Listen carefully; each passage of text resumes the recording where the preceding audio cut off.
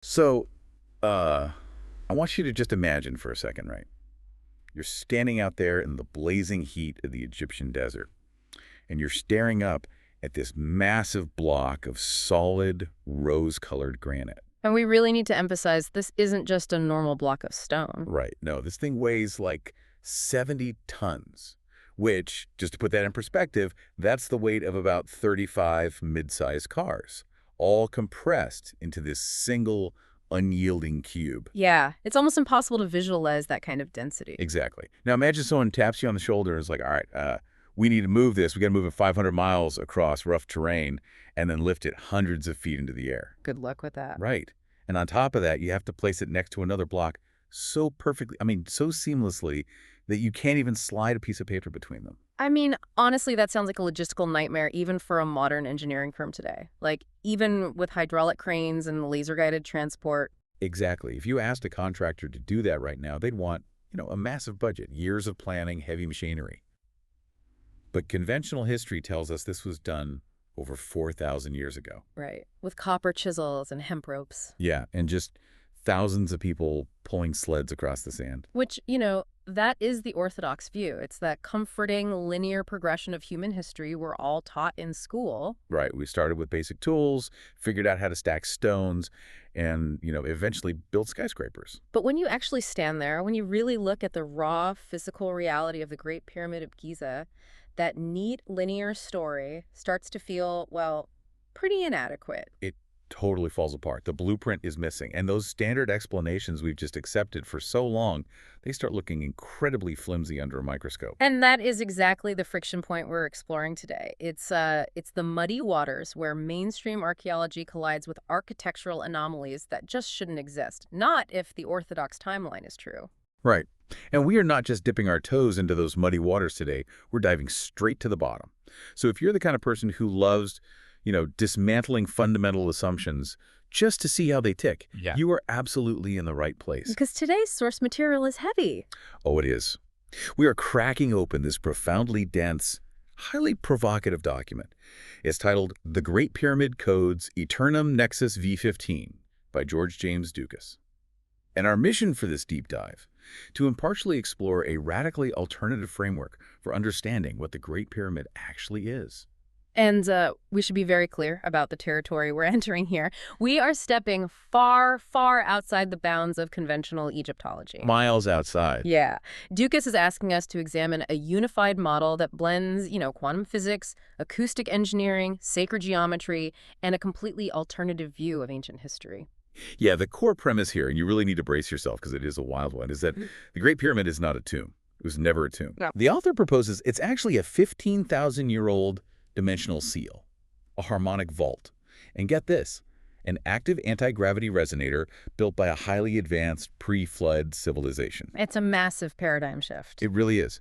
Now, just to set some ground rules for our deep dive today, we're going to treat the claims in this framework very seriously to understand the internal logic of the theory. But, and this is a big but, we are not endorsing these alternative historical or physical viewpoints as definitive scientific fact. Exactly. We're just impartially reporting on the content. Right. We're here to unpack these mind-bending ideas from the source material and see how they challenge the way we look at the ancient world. And, what makes Dukas's work so compelling isn't just the bold claims. I mean, anyone can say, magic did it, or aliens did it. Right. The internet is full of that. Exactly. But this document is an exhaustive, rigorous attempt to back those claims up. He's using specific mathematical constants, exact acoustic measurements, and architectural data that, frankly, modern science is only just now starting to verify with things like muon radiography. Yeah, it forces us to ask this massive what if. What if the pyramid wasn't built with ramps and slave labor, but with, sound waves, human breath, and the mathematics of consciousness itself? It's a beautiful, terrifying question. It really is. Yeah. But to even entertain that what if, we can't just jump into the esoteric stuff right away. We have to start with the physical reality of the structure. We need to understand why the mainstream narrative is cracking in the first place. Well, the physical anomalies really are the anchor point here. Dukas emphasizes that we aren't just wondering about some vague mystery. We're looking at 2 centuries of accumulated, highly precise data. Right. And that data has just grown too precise to casually brush off with the old, they just worked really hard explanation. Let's talk about that precision, because I mentioned the 70-ton granite blocks earlier. Mainstream Egyptology admits these blocks formed the king's chamber, right?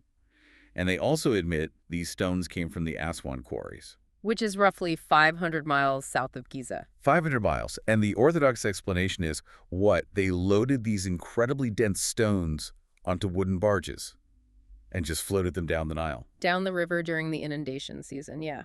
That's the standard theory. Which, okay, I get that buoyancy's a thing, but getting a 70-ton block onto a wooden barge without flipping it over and then offloading it, dragging it up a plateau, and lifting it hundreds of feet into the core of a pyramid. That's definitely where the friction starts. But even if we accept the barge theory for a second, the true anomaly is in the dressing of the stones. How they were cut and fitted. Oh, the casing stones. Exactly. Dukas points to these casing stones. These were the highly polished, slanted stones that originally covered the outside, making the whole thing gleam white in the sun. Most of those got stripped away to build Cairo, right? Yeah, centuries ago. But a few remain at the base. And the measurements on those remaining stones are just staggering.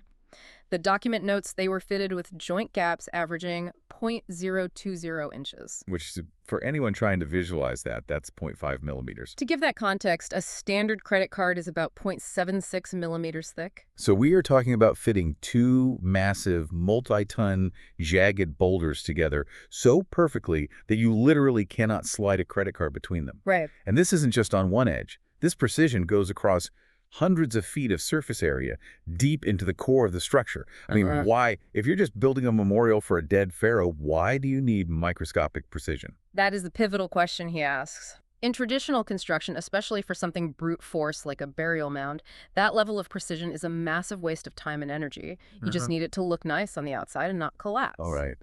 But Dukas argues that this extreme joint precision had nothing to do with aesthetics. He says it was structurally required for long-term standing wave coherence. Okay, standing wave coherence.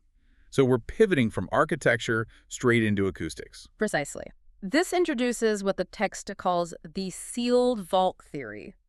Because the conventional narrative is that the Great Pyramid was heavily sealed to keep grave robbers out. That's why there are these massive granite plugs blocking the passageways. But the robbers got in anyway, right? Mainstream history says Al-Mamun's men tunneled in around the 9th century and found it totally empty. No mummy, no gold, just a bare granite box. Right, which Orthodox historians explain away by saying earlier, undocumented robbers must have gotten in somehow, even though there's no real evidence of a prior breach. Yeah, it's a convenient excuse. But Dukas flips the script completely. He argues the pyramid was never meant to keep grave robbers out. It was meant to keep a specific internal frequency in. Oh, wow. That fundamentally changes how you look at every single hallway and shaft in that building. It does. Think about the internal architecture through the lens of acoustics rather than security. You've got the descending passage blocked by massive granite plugs. You have the so-called air shafts. Right, the ones people thought were for ventilation. Exactly. But modern robotics have shown those shafts don't actually circulate air to the outside. They terminate in sealed stone blocks, some with little copper fittings. And then there's the antechamber, right before the king's chamber, with that elaborate portcullis system. The mainstream theory says it was a trapdoor system to drop granite slabs and permanently seal the king's chamber after the burial. Yeah. But Dukas points out that this is a multi-layered, highly engineered ceiling architecture. And look at the materials. The outside was covered in Tura limestone, which is highly water resistant. But the deep interior, specifically the king's chamber and the plugs, are made of dense granite. Which has different properties. Very different. Granite is high in quartz, it's pressure resistant, and vibrationally it's incredibly stable. So they weren't building a tomb, they were building like a containment vessel. A resonance capsule. The document compares it to a Faraday cage. Okay, let's unpack that. A Faraday cage is an enclosure used to block electromagnetic fields, like putting your phone in one of those signal blocking bags, or how a microwave keeps the energy inside so it cooks your food and not, your kitchen. Exactly. But instead of blocking cell signals, Dukas proposes the pyramid is a Faraday cage for harmonic frequencies. The granite plugs, the terminated shafts, those microscopic joint tolerances, they're all dimensional stabilizers. To maintain the frequency. Right. They were engineered to keep the internal harmonic environment in a state of suspended coherence, completely isolated from the chaotic vibrational noise of the outside world. Suspended coherence. It's like putting a super delicate instrument in a vacuum-sealed, shock-proof case. Which, of course, brings up the obvious question. Waiting out what? Why seal it up so tightly in the first place? And for that, the document points to a very specific geological era, the Younger Dryas. Okay, the Younger Dryas, that's a crucial piece of this timeline. It is. The Younger Dryas period is a well-documented phase in Earth's history, roughly 12,900 years ago. And it was characterized by this sudden, violent return to glacial conditions. Right. It wasn't just a gentle climate shift. No, it was catastrophic. The geological record from this time is highly anomalous. If you dig down into the Earth's strata across a bunch of different continents, you find what geologists call the Younger Dryas boundary layer. It often looks like a literal black mat in the dirt. And within that layer, scientists have found microsphere rules, right? Which are these tiny beads of glass and metal that only form under immense heat. Yes, along with platinum anomalies and nanodiamonds. And those aren't things that just show up after a bad thunderstorm. Those are the fingerprints of cosmic impacts. Precisely. The prevailing alternative hypothesis, which Dukas relies on here, is that the Earth was subjected to a barrage of comet fragments. This impact triggered massive glacial meltwater pulses, leading to sudden, catastrophic global flooding. Which lines up with the synchronous extinction of megafauna, like the woolly mammoths, and pretty much every global flood myth in ancient cultures. Exactly. It was a planetary reset button. And in this framework, the pyramid was built before this cataclysm. It's framed as an arc of creation. Wait, like Noah's Ark? Similar concept, but functionally different. We'll actually get to Dukas' analysis of Noah's Ark a bit later. But while Noah's Ark was theoretically meant to preserve biological life, the Great Pyramid wasn't built to save people or animals. What was it saving then? It was built to preserve the mathematical, geometric, and harmonic principles that underpin reality itself. So it's a time capsule. But instead of burying like a box with coins and a newspaper, they buried the source code of physics. A dimensional quarantine. That's the term Dukas uses. The theory suggests that prior to the flood, humanity had this incredibly advanced consciousness, but it became corrupted. A vibrational misalignment. So sealing the pyramid wasn't about hoarding, it was an act of divine mercy. Mercy. How is that mercy? Because it protected the most essential, powerful knowledge from that corruption. It held these harmonic principles in dimensional suspension, waiting out the flood and the dark ages that followed. Waiting for humanity to evolve enough to handle it again. Right, until we could receive that knowledge without distorting or weaponizing it. So the fact that the pyramid is completely empty, the total silence of the king's chamber, it isn't because it was ransacked. The silence is the point. The silence is intentional. It's a sacred restraint. The author actually states it beautifully. The vault remains sealed not because it is locked, but because humanity is out of tune with its recognition frequency. Wow. That actually gives me chills. Yeah. The structure doesn't resist investigation. It filters it. If you approach it with dynamite and brute force, you just hit granite plugs and dead ends. It reflects your own dense consciousness back at you. But if you approach it with the right internal state. Exactly. With the correct harmonic resonance, the structure is theoretically designed to recognize you. Okay, this is an incredible concept. But, you know, my skeptical alarm bells are ringing pretty loudly right now. That's fair. What's the hurdle? Well, it raises a massive logical problem. If this immense machine was built before the flood, like 12 or 13,000 years ago, who built it? Because we associate it so strongly with the dynastic Egyptians. We're told Khufu built it around 2500 BCE. If it's a pre-flood machine, how did the Egyptians know what it was? Where's the instruction manual? And that skepticism is exactly where Dukas pivots to what he calls linguistic archaeology. And this argument starts with a glaring, highly uncomfortable absence in the archaeological record. Yes. When I read this part of the deep dive material, it honestly stopped me in my tracks. Okay. Because when you picture ancient Egypt, you just picture walls absolutely covered in hieroglyphs. Right, covered in them. But Dukas points out that the core megaliths of the Great Pyramid, the Sphinx, the massive valley temples, they have zero hieroglyphs on them. None. There are no original inscriptions. No builder graffiti carving their names into the 70-ton blocks. No plaque over the door saying, Khufu built this. Which is so completely contrary to the behavior of the later dynastic Egyptians. I mean, those people wrote on everything, every pillar, every obelisk. The later tombs are essentially intricate comic books detailing the pharaoh's greatness. So why the absolute silence on the largest, most impressive monument they supposedly ever built? Orthodox Egyptology just argues they chose to leave it bare for stylistic reasons. Which feels like such a massive cop-out to me. It does, but the Eternum Nexus theory argues something much more profound. It posits that the antediluvian, meaning pre-flood builders, didn't use written script at all. Their language wasn't phonetic, and it wasn't pictographic. So what was it? Their language was pure geometry and proportion. They communicated in math and angles. Exactly. They didn't need to write words on the wall because the form of the structure was the message. The document literally states that knowledge was encoded in form, proportion, and orientation. And carving into the stone might have messed with the acoustics, right? Precisely. Carving into it would have damaged the precise acoustic tuning. The silence of the stones is a functional seal. But if they didn't write anything down, what happens when the dynastic Egyptians show up thousands of years later? Because here's where the document gets into that linguistic anomaly. Dukas points out that the ancient Egyptian language, the hieroglyphs we've actually translated, entirely lacks abstract words for basic geometric shapes. Yes. This is a brilliant, highly specific observation. Think about the contradiction. We're told the dynastic Egyptians were the greatest architects of the ancient world. They laid out the Giza Plateau with astronomical precision. Yeah. Yet they don't have an abstract word in their vocabulary for triangle or circle or square. Wait, how is that even possible? How do you build a pyramid without saying, hey guys, make sure the base is a square and the sides are triangles? Because they used functional symbolic language, not abstract mathematical language. For example, they had the Shen ring, which is a circle with a line at the bottom symbolizing eternity.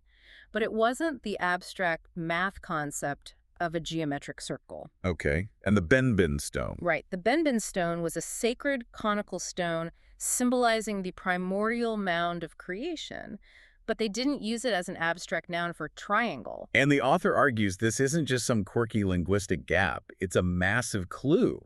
It implies they didn't invent the geometry, they inherited it. It's like finding a tribe living inside a crashed stealth bomber. Right. They might worship the bomber. They might paint their own symbols on the landing gear. They might even build small replicas out of bamboo. But if you look at their language, they don't have words for aerodynamics or radar-absorbent materials or jet propulsion. That is a perfect analogy. It's the cargo cult phenomenon. Oh, right, like during World War II in the Pacific. Exactly. American forces set up island bases bringing advanced goods cargo. When the military left, the indigenous people built mock airstrips and bamboo airplanes, hoping to magically summon the cargo back. They perfectly mimicked the form of the technology, but they completely lacked the understanding of the mechanics. And Dukas is essentially saying the dynastic Egyptians were a magnificent, highly spiritual cargo cult. They arrived on the Giza Plateau after the floodwaters receded and just found these massive, perfectly resonant, geometrically flawless structures sitting there. Right. They didn't possess the mathematical language to invent them, so they did what any culture would do. They claimed them. They overlaid their own mythology and gods onto the monuments. And they tried to emulate them, which completely explains the bizarre regression in Egyptian architecture. Yes, the regression is key. If you look at the Great Pyramid, it's perfect. But the pyramids built 1,000 years later, like the mud brick pyramids of the Middle Kingdom. They are literally crumbling into dust. They're built with smaller, standardized blocks, using obvious copper tools, and crucially, those later pyramids are absolutely covered in hieroglyphs. It's a completely different, vastly inferior technology compared to the laser-flat, uninscribed megaliths of Giza. They were building bamboo airplanes based on the stealth bomber they found. Wow, okay, so the dynastic Egyptians were squatters who inherited a machine they couldn't turn on. But that still leaves us with a huge problem. If the original pre-flood builders didn't leave a written instruction manual, how is anyone supposed to know how the machine actually works? I mean, you can't just stare at a massive stone triangle until it does something. And that is exactly why Dukas forces us to look at the math, because in this framework, the instruction manual isn't missing at all. It's written in the only language that survives cataclysms. The universal language. Right. The language that doesn't rely on human translation. It's written in the fundamental equations of consciousness itself. The text calls this foundational layer the eternum nexus. So let's dive into that math. Mm-hmm. And I promise you, listening right now, we are not going to turn this into a dry high school calculus lecture. Mm-hmm. But we have to understand these numbers, because the text argues they are the literal operating system of reality. Dukas points to one specific universal equation that supposedly governs everything. The quadratic equation 6 pi 2 by 1 equals LR. Right. And again, no pop quizzes, but when you solve that specific equation, you get two very special numbers. The positive solution is phi, which is approximately 1.618. We know this as the golden ratio. And a negative solution is psi, approximately negative 0.618, the golden conjugate. Now, in conventional math, phi is famous. It dictates the spiral of galaxies, hurricane formations, the arrangement of leaves, human body proportions. Da Vinci used it, right? Exactly. It's the mathematical signature of organic growth. But the eternum nexus theory takes phi and psi much, much further than just it makes things look pretty. They aren't just numbers that show up in sunflowers. No, in this framework, they are the active operational keys of reality. The text states that phi, the 1.618, represents velocity, specifically the outward motion and creation of physical form, and psi represents time, the inward reciprocal balancing force. Velocity and time, not as separate concepts we measure with clocks, but as inseparable mathematical reflections of each other. Exactly. And the Great Pyramid is a physical manifestation of these numbers. If you take the perimeter of the pyramid's base and divide it by its height, you get 2 pi's with astonishing accuracy. And if you take the ratio of the slant height to half the base length, it equals phi exactly. Right, the building itself is the equation. But Dukas goes even deeper. He tries to explain how reality actually starts from absolute nothingness. He talks about the primordial void. Okay, the primordial void. This is mind-bending. Before there is geometry, before numbers, before the universe, there's just pure, undifferentiated awareness, the void. But it's not an empty nothingness, it's a pregnant nothingness. The text argues the first act of creation is a binary division. The void splits into two orientations, 0 and nanograde. Wait, 0 and 90. If I type that into my calculator, it just says 0. How can nothing have a negative version of itself? Because in standard math, 0 is just a placeholder. It's the absence of value. But Dukas is talking about the geometry of awareness. He argues the universe begins with the emergence of directional polarity within nothingness itself. Okay, let me try an analogy. It's like a magnet, right? A magnet has a north pole and a south pole. If you add them together, they balance out to 0. So you have a structure, a polarity, but the net value is 0. Is he saying the void itself polarized like a magnet? That is an excellent way to visualize it. It's an orientation of intent. And then these oriented void states, the 0 and nanozero, generate their reflections, stepping out into existence as 1 and magus 1. Now you have a fourfold spectrum of potential. 0, nanozero, 1, and magus 1. Yes. And when these pairs interact, the void component is essentially masked, and the orientation collapses into discrete measurable values. 1 and negative 1. Tangible numbers are born. Reality snaps into focus. Exactly. The profound argument here is that numbers themselves are not fundamental. They are the frozen structures of a deeper, fluid polarity. And this entire process is seeded by a mathematical function called Euler's Basel identity. Okay, Euler's Basel identity. I stare at this in the document. It's an infinite series, right? It says if you take the inverse squares of all whole numbers, so 11 plus 14 plus 19 plus 116 on to infinity, all those fractions miraculously add up to exactly pi 2 dan 6 sevenths. Which is mind-boggling on its own. Pi is the ratio of a circle. Where is the circle in a list of straight fractions? The universe is hiding circles inside straight lines. Exactly. Dukas treats this pi 2d2 wave as an algebraic seed. It forces the void to polarize. But the craziest part of this section is how he takes this concept of pi 2d2 and completely redefines entropy. Yes. Let's talk about entropy. Usually when physicists talk about entropy, it's pretty depressing. It's the law that everything eventually decays. A hot cup of coffee gets cold, stars burn out. Disorder always increases. But the eternum nexus forcefully rejects that. Dukas presents a profound equation. Pi 2 equation will 1 plus.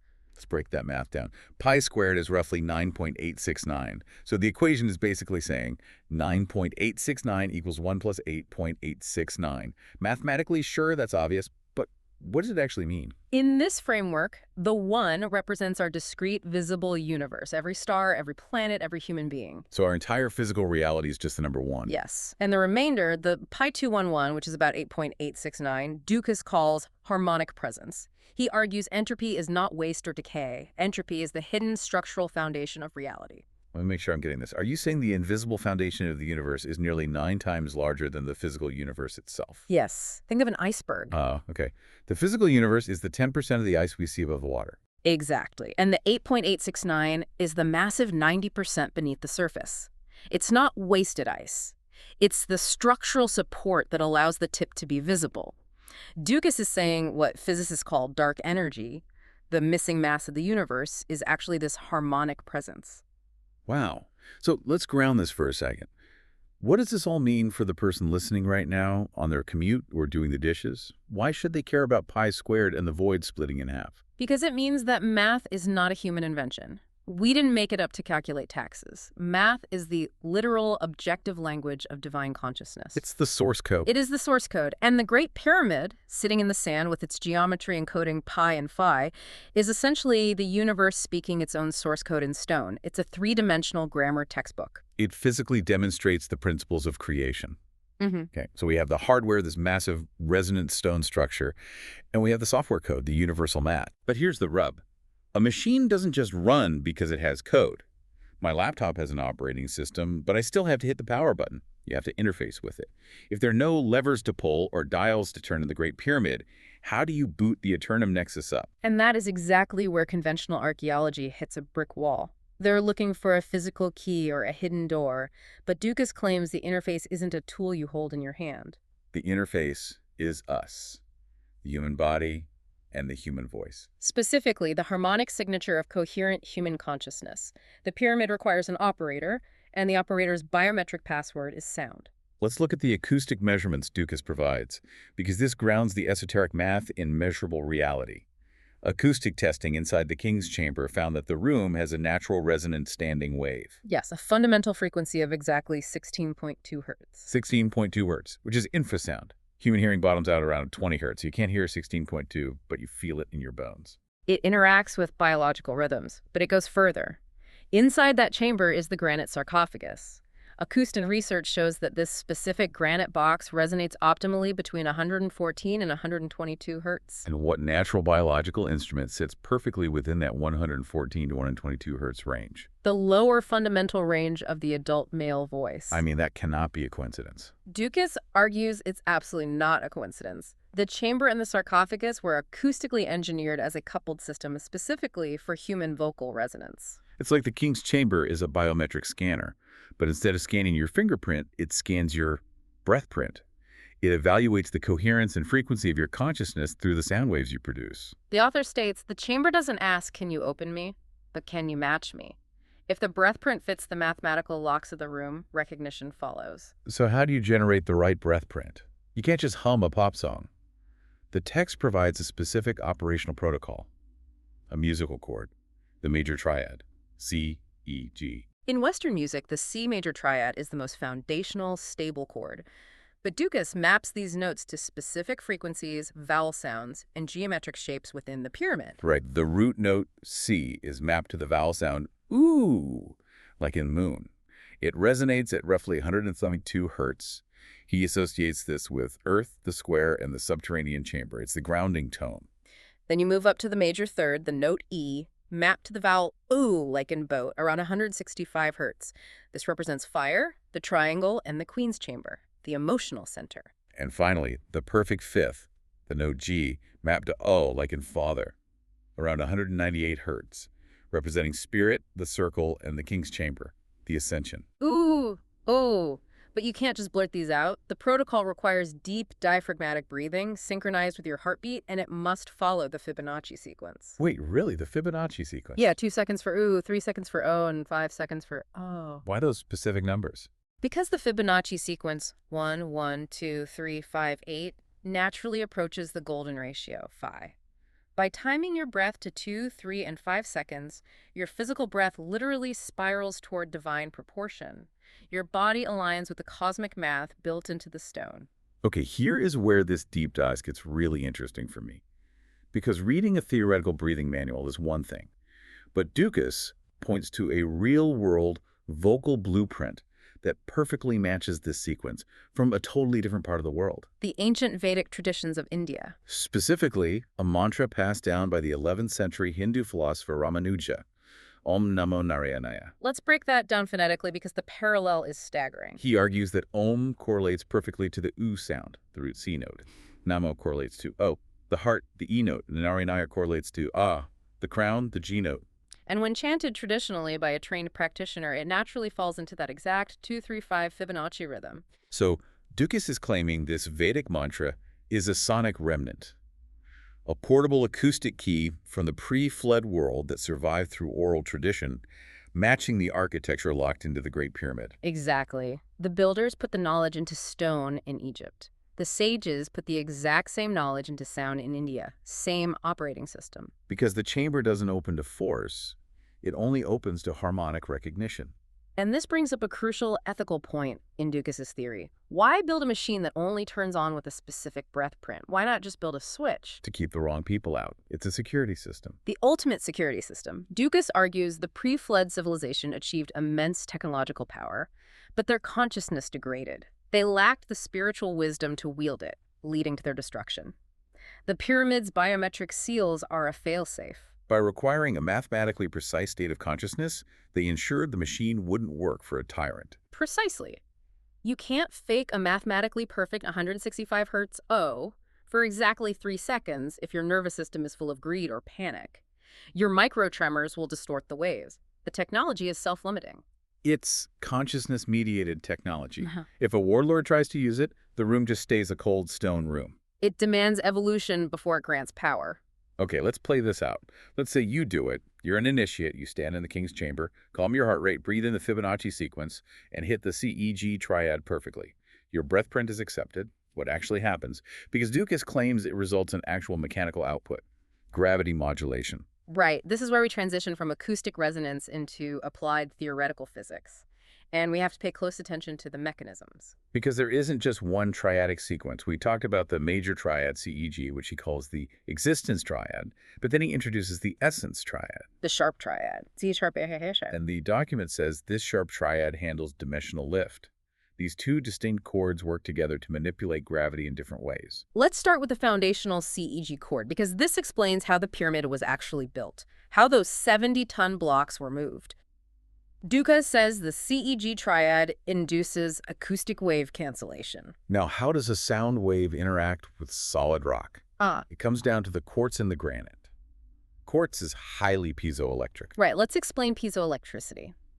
If you squeeze a piece of quartz or apply mechanical stress, it generates an electrical charge, like the spark in a push-button lighter. A tiny hammer hits the crystal, creates high voltage, and sparks the gas. And if you run electricity through quartz, it vibrates, like in a quartz watch. Yeah. So granite is basically a rock embedded with billions of tiny electrical generators, and sound waves are just mechanical pressure. So the theory is that the specific sound waves of the CEG triad propagate deeply into the atomic lattice of the granite. The piezoelectric effect translates these acoustic waves into electromagnetic fields within the stone. But this isn't just shaking the stone, right? You can't acoustically levitate 70 tons. No, Dukas describes it as phase conjugate interference. The frequencies are tuned to perfectly mirror and cancel out the existing vibrational noise of the stone's atomic mass. It neutralizes the stone's inertial coupling to the Earth. Okay, is it like noise-canceling headphones but for gravity? That is exactly what he is describing. Because those headphones listen to the airplane engine hum and generate the exact opposite anti-wave. The waves collide and cancel out, creating silence. You're saying they play the exact opposite frequency of the stone's mass to create gravitational silence. Yes, a mechanical cancellation. The stone ceases to interact with the Earth's gravitational field. It effectively becomes weightless. Which completely solves the engineering nightmare we started with. They didn't need cranes. They tuned the blocks until they weighed nothing and just guided them into place. That's the existence triad. It renders matter neutral. But the essence triad, the SRC progression, does something far more radical. Right, because neutralizing gravity is one thing, but Dukas says this sharp triad creates active repulsion. True directional anti-gravity. He introduces a complex field equation here. He argues the S-A-sharp triad creates an inverse arctangent envelope. And when combined with positive ion flow, it modulates the local gravitational potential. Okay, explain an inverse arctangent envelope like I'm a high schooler.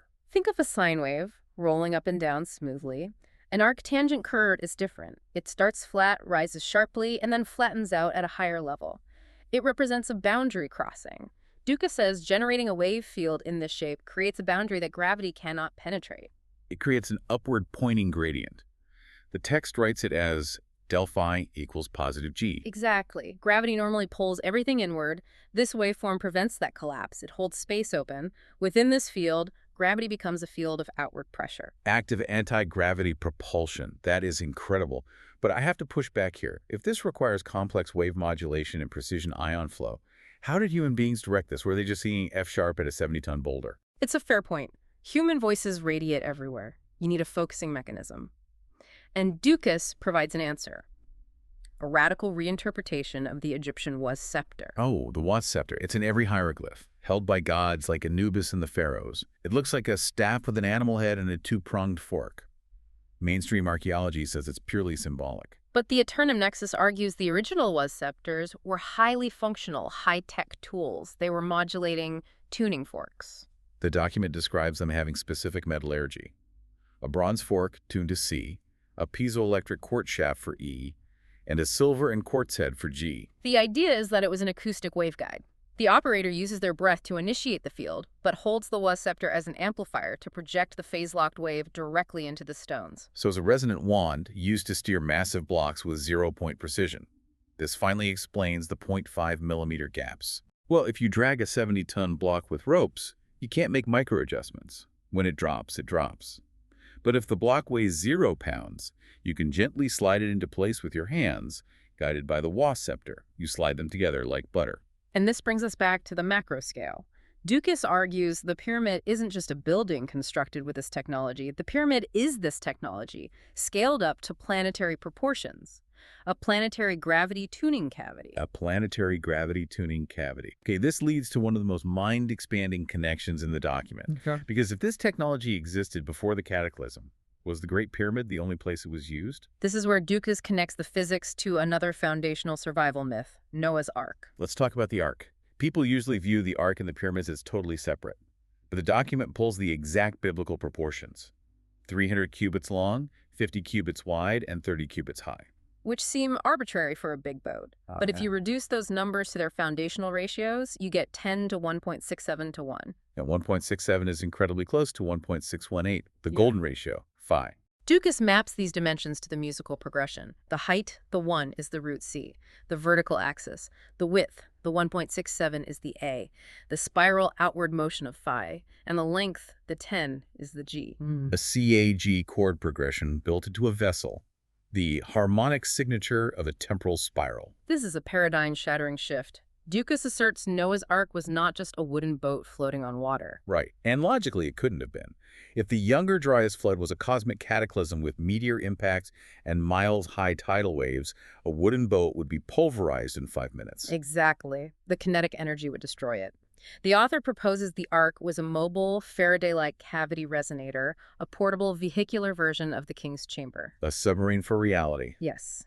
By utilizing those 10.1.67.1 proportions and specific internal resonant materials, the Ark functioned as a scalar envelope. Just like the pyramid, decoupling its interior density from the collapsing planetary field outside. And here's the astonishing claim.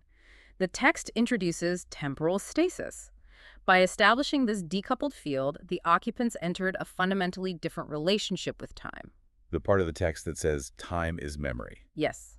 Time is a function of gravitational and harmonic density.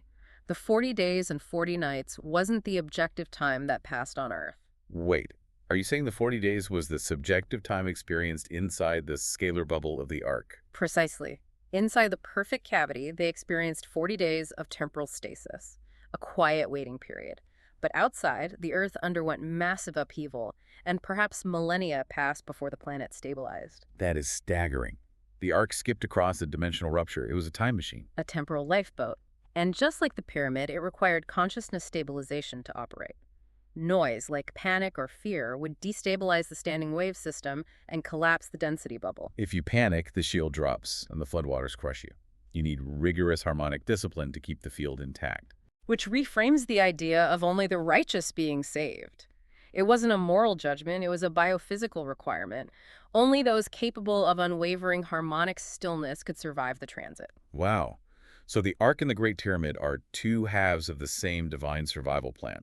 The Ark ferries biological life across the cataclysm, and the Pyramid ferries the mathematical source code. Twin harmonic seals, both requiring the correct breath print of elevated human consciousness. I feel like my brain just ran a marathon.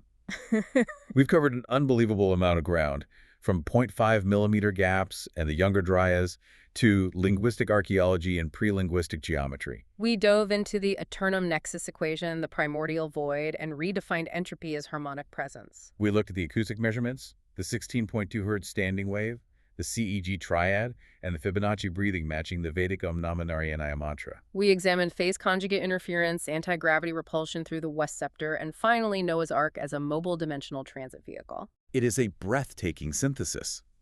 The Eternum Nexus completely discards the linear timeline of human civilization. It presents a vision where the ultimate technology isn't a machine made of gears, it's human consciousness. The pyramid teaches us that we aren't separate beings trying to manipulate dead matter. We are co-creators. We're built using the exact same mathematical language that the universe uses to speak itself into existence. The stone listens to us because it's made of the same math as our breath. Under this framework, the Great Pyramid becomes an active, waiting invitation for humanity to remember its dimensional capabilities. And that brings us directly back to you, the learner, because this text asks a very personal question. It asks you to consider that your body, the rhythm of your breath, and your focused intentions are literally the keys to manipulating space and time. It challenges us to realize that the noise of our daily lives, the anxiety, the distraction, is the exact vibrational dissonance that keeps us locked in a limited reality. Think about the physical spaces you inhabit every single day.